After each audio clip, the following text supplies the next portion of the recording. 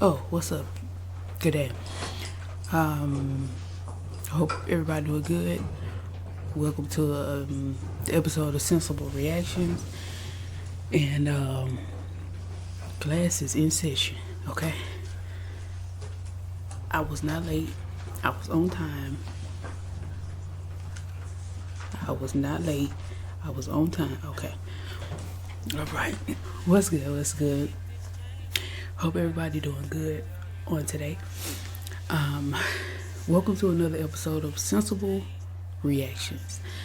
And this is a new series, baby.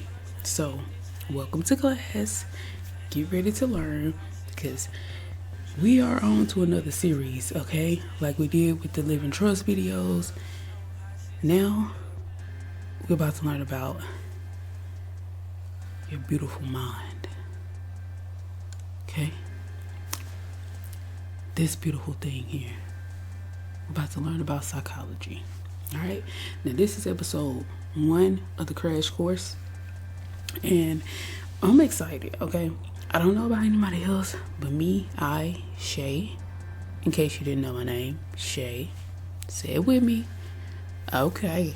Alright. But seriously, we're about to learn about psychology. This is the crash course. Started from the top with number 1, okay? So, this is pretty much the introduction to psychology. So, I'm not going to make this long. Let's go ahead and get into the video. All right now.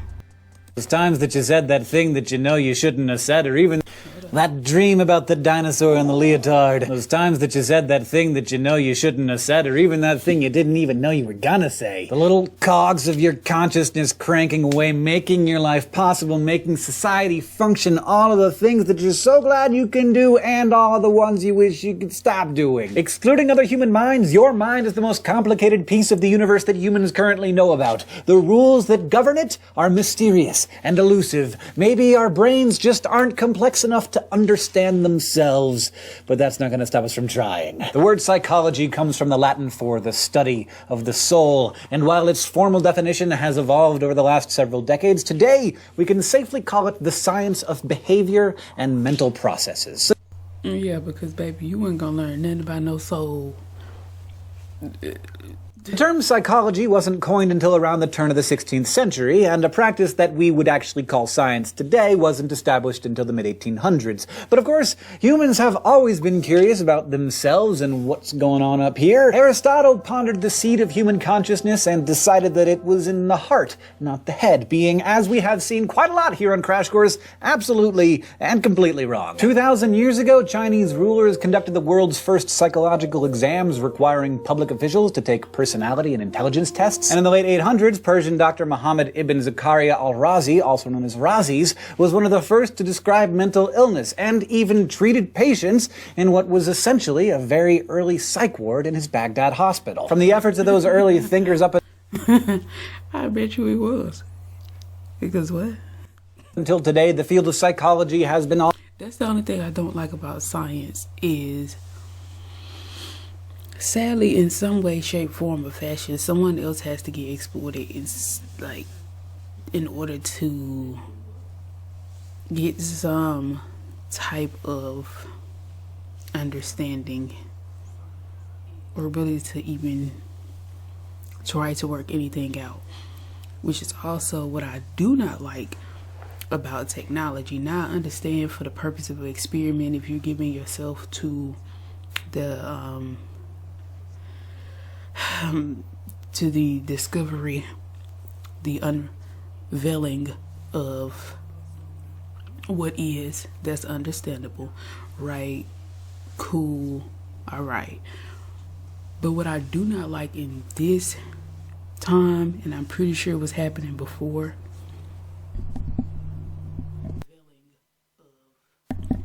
that is going to be when people, more so these companies, are into this whole tech space, and they are using people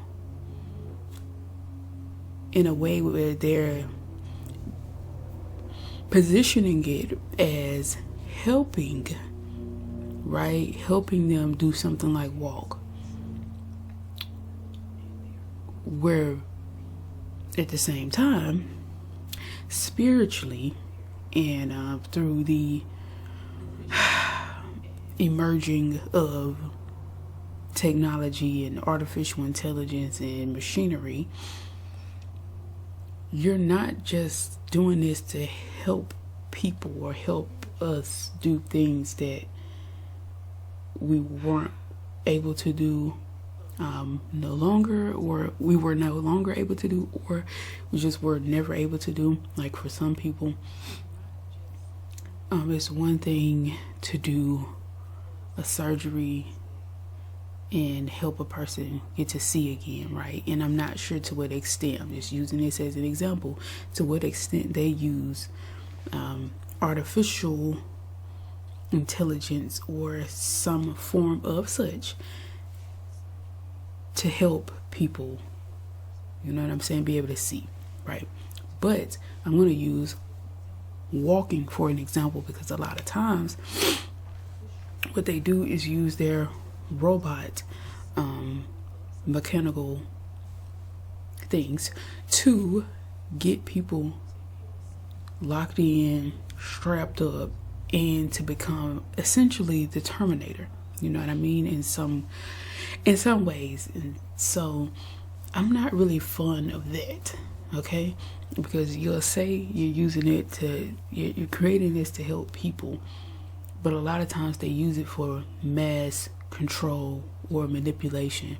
It's something that they can end up making millions, if not billions of dollars off of once it hit a different type of demographic of people, which most times are business owners, who then use this to screw.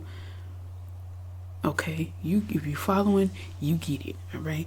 So I'm not fond of that, because I've seen that a lot of times, and then these neuron chips and all of this is being used for everyday people who don't even have issues with the thing that it was supposed to be intended to, you know what I mean? So it's just become too much. All about tackling some of the big questions. How can humans do horrible things like commit And unfortunately, they play off of these people's illnesses or deformality, whatever it is, you know what I'm saying? So genocide and torture other humans, and how come we know those things are horrible? Do we have free will, or are we simply driven by our environment, biology, and non-conscious influences? What is mental illness, and what can we do about it? And what is consciousness, or the notion of self? If I lose my awareness of myself, am I still human? I don't know! But over the next 6 months, these are the questions that we're going to be exploring together. How our brains work, how they can break, how they can be healed, why we behave the way we do even when we don't want to, and what it means to be thinking and feeling and alive.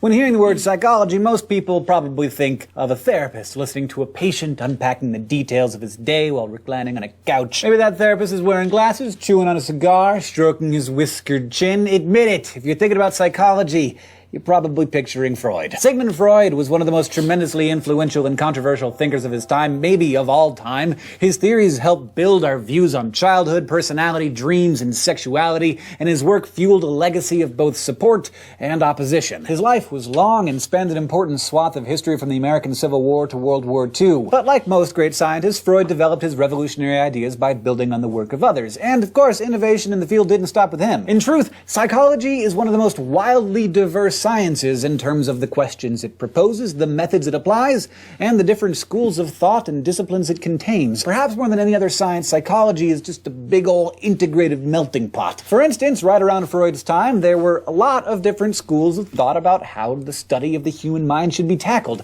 Mainly, there were the ideas of structuralism, functionalism, and psychoanalysis. Scientific psychology got it. This is what I mean when it comes to science, where I feel like it's all a theory, right? In the grand scheme of things, which is why it makes it difficult for me to just believe what a scientist says just because they've run a certain test, certain experiments, right? And then also it's backed by a load of past people and their thought process, and then people ultimately challenging that in some cases, and then in a lot of other instances it's just a bunch of people piling on that knowledge and redoing that over and over and over again until they get to a point where something is triggered, where it's like, okay, this is no longer working, something has changed, something has shifted. Because I feel like life continues to evolve and expand, I think science, there is no definite, which is why I feel like ultimately no one really knows. Okay? No one really knows everything and ultimately anything. Alright? My opinion is just your personal belief for whatever your reasoning is. That's my thought process, right? I feel like you have a certain knowing to your extent of knowing. Start in 1879 in Germany, when physician Wilhelm Wundt set up the first psychology laboratory at the University of Leipzig, just a few years after publishing his Principles of Physiological Psychology, considered the first true psychology textbook. Wundt and his student Edward Bradford Titchener took cues from chemists and physicists and argued that if those people could break down all matter into simple elements or structures, why couldn't they do the same for the brain? They tried to understand the structures of consciousness by getting patients to look inward, asking them how they felt when they watched a sunset, or smelled a coffee, or licked a kitten, or whatever. Titchener named this approach structuralism, but despite its rigid-sounding name, it really relied so much on introspection that it became too subjective. I mean, you may sense and feel something different than I do, even if we lick the same kitten. Psychologists, of course, can't actually observe a patient's inner thoughts or feelings, so ultimately the structuralist school of thought was fairly short-lived. By contrast, American physician and philosopher William James proposed a different set of questions, focusing on why we think and feel and smell and lick or whatever. Basically, he focused on the function of behavior. This approach, functionalism, was inspired by Charles Darwin's idea that adaptive behaviors are conserved throughout the evolutionary process. James published his seminal book, The Principles of Psychology, in 1890, defining psychology as the science of mental life, just as Freud was starting to flex his big brain. Sigmund Freud began his medical career at a Viennese hospital, but in 1886 he started his own practice specializing in nervous disorders. During this time, Freud witnessed his colleague Joseph Breuer treat a patient called Anna O with a new talking cure. Basically, it just let her talk about her symptoms. The more she talked and pulled up traumatic memories, the more her symptoms were reduced. It was a breakthrough, and it changed Freud forever. From then on, Freud encouraged his patients to talk freely about whatever came to mind, to free associate. This technique provided the basis for his career and an entire branch of psychology. In 1900, he published his book, The Interpretation of Dreams, where he introduced his theory of psychoanalysis. Now, you probably think of psychoanalysis as a treatment, the whole patient on the couch scenario. That's what I want to get into. Really understanding that world. That's what I would want to try to ping and play and pull. I've already started, but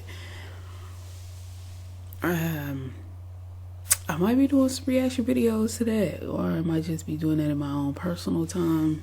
I don't know, we'll see, but I'm definitely interested in psychoanalysis, I guess you will. and that's definitely part of it. But Freud's concept was actually a lot more complex than that, and it was revolutionary. The radical kernel of psychoanalysis was the theory that our personalities are shaped by unconscious motives. Basically, Freud suggested that we're all profoundly affected by mental processes that we're not even aware of. Now that sounds subconscious mind. If you have not, I need you to go and read a book, okay? And this book is called Success Without a College Degree. While I'm right here, hold on. Because though the book is, yes, spoken in reference to understanding that you have more opportunities in life than just going to school, and that's being your only way of having significant knowledge. And I know this is still a debate to a degree even now with going to school. Some people still feel like college is important. Some people feel like it's not as important. But I'm going to be honest with you. I'm going to put it like this. If I can get a certificate, if I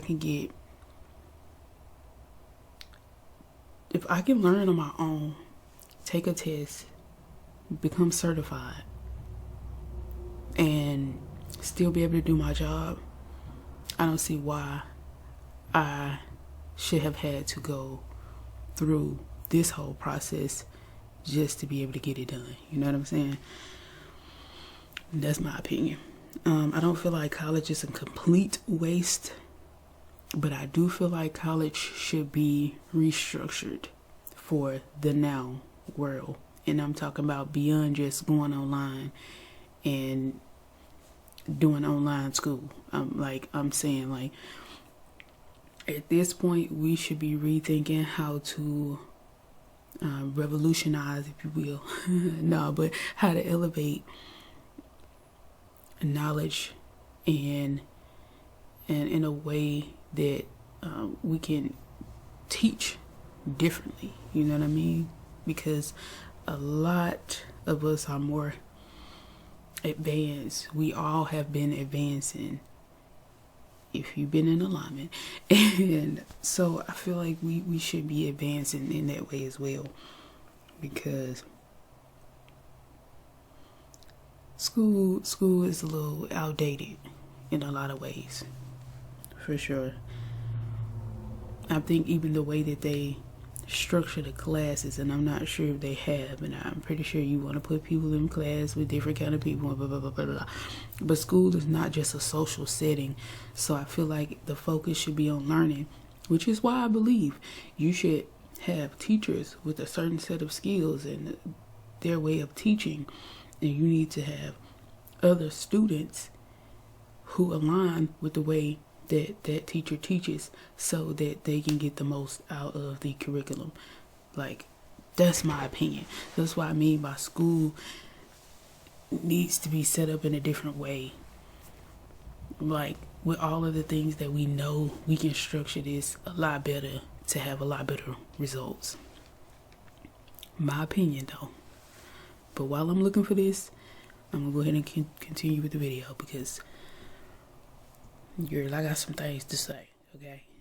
Almost obvious to us now, but part of the genius of Freud's theory was that in 1900, it wasn't obvious at all. The idea that our minds could be driven by something that our minds themselves didn't know about was hard to grasp. As hard as, maybe organisms evolving by natural selection. It was abstract, invisible, and there was something about it that seemed irrational. But the other important part of Freud's theory was that the subconscious, literally the thing below consciousness, was still discoverable. Even though you weren't aware of it, you could come to understand it through a therapeutic technique that used dreams, projections, and free association to root out repressed feelings and gain self-insight. So what Freud was really saying was that mental disorders could be healed through talk therapy and self-discovery, and this was a really big breakthrough, because prior to this, people with mental illnesses would be confined to sanatoriums and at best given menial labor to do, and at worst, shackled to a bed frame. After the interpretation of dreams, Freud went on to publish over 20 more books and countless papers with an iconic cigar in hand all the while. He believed smoking helped him think, but it also helped him get jaw cancer.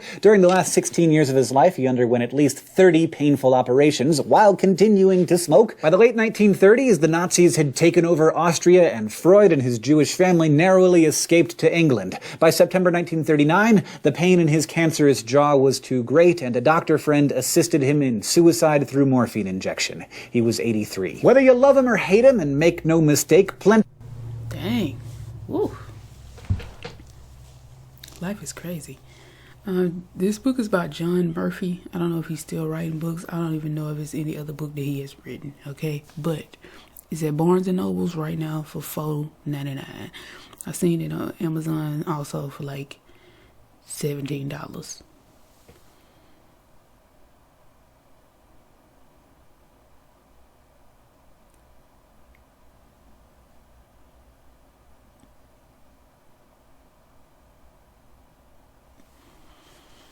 Plenty of people vehemently disagreed with him. There is no question.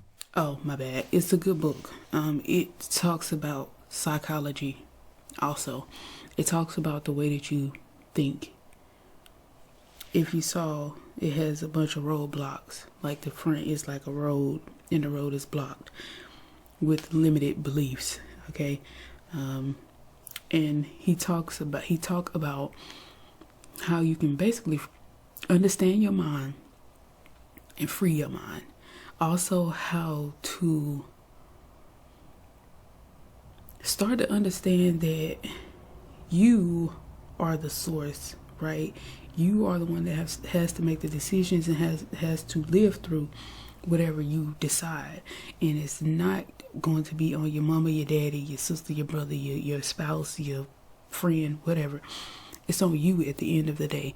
So you want to focus on doing what you want to do. So the book is beyond just talking about college. And I'm glad I picked this book up, because this book helped me change my thought process and understand psychology. It helped me to understand myself and start to challenge myself and ask myself certain questions, because at the time I was struggling with, do I go to college? Do I just learn what's the pros, what's the cons, what am I going to be losing out on? And I was not expecting this book to be what it actually was. You know what I'm saying? So this is also for any people who don't like to read. I'm telling you, you might want to rethink that, bro, because they didn't lie. They put a lot of it in the books and in text form. When you start to read, man, it's a lot different. It's a lot different than just listening to people sometimes spew things out of their mouth. Yeah, so good book. That Freud's impact on psychology was monumental. While competing theories in the young field of psychology either fell away or evolved into something else, psychoanalysis remains an important concept and practice today. The next big shakeup rolled in during the first half of the 20th century when behaviorism gained a higher profile. Heavy hitters like Ivan Pavlov, John B. Watson, and B.F. Skinner were key players here. They focused on the study of observable behavior. You may remember Skinner as the dude who put rats and pigeons and babies in boxes and conditioned them to perform certain behaviors. Right around when Freud escaped to England, Skinner published his Behavior of Organisms, ushering in the era of behaviorism, which remained all the rage well into the 1960s. The other major force at the That is called giving yourself to science. time was, of course, Freud's psychoanalysis and its many descendants, collectively known as the psychodynamic theories. These focused on the importance of early experience. Real quick, I don't really know how I feel about the baby situation with you letting your baby. I don't know how I feel about that, but yeah. Major force at the time was, of course, Freud's psychoanalysis and its many descendants, collectively known as the psychodynamic theories. These focused on the importance of early experiences in shaping the unconsciousness and how that process affects our thoughts, feelings, behaviors, and personalities. By the mid-20th century, other major forces in psychology were also brewing. Schools we'll explore later in this course, including humanist psychology, which focuses on nurturing personal growth, cognitive science, and neuroscience, all of which contributed their own unique takes on the study of mind. Today's formal definition of psychology, the study of behavior and mental processes, is a nice amalgamation that pulls from all these different schools of thought. It recognizes the need for observing and recording behavior, whether that's screaming, crying, or playing air saxophone to an imaginary audience, but it also gives credit to our mental processes, what we think and feel and believe while we're tearing it up on our invisible instruments. Because again, the point that I really want you to take home is that psychology is an integrative science. Yes, folks still get grumpy and disagree plenty, but the essence of the discipline has everything to do with creating different ways of asking interesting questions and attempting to answer them through all kinds of data gathering methods. The human mind is complicated. There is no single way to effectively crack it open. It must be pried at from all sides. Harvard astronomer Owen Gingerich has gazed into the distant horizons of space, and even he has acknowledged that the human brain is by far the most complex physical object known to us in the entire cosmos. And we all get to have one of our very own, just knocking around right up in here. We here at Crash Course are really excited to spend the next several months delving into the world of psychology, how it applies to our lives, our minds, and our hearts, and how it deepens our understanding of each other, our world, and ourselves. Thanks for watching this first lesson in Crash Course Psychology, and I'd like to especially thank all of our subbable... All right. Well, this has been a ride. Definitely a lot of good information. Definitely interesting, though, just to think how many other people were interested in all of the people who just weren't even ever mentioned or talked about, who done their own things low-key and under the radar. It's always dope. I feel like the same thing. I feel like, I'm thinking in reference to the same thing when it comes to mechanical engineering. Mechanical engineering. Good grief, let me get it out. Yeah, when it comes to mechanical engineering, I'm thinking like the same. Just how many people are doing certain projects and experiments on their own time, man. It just takes me back to like people I know of when it comes to cars. I think cars in the neighborhood, building engines and building like go-karts and scooters and coming up with just new ideas, right? Using a motor to power a fucking van, anything. Like, just thinking of what people that live in rural areas come up with is amazing.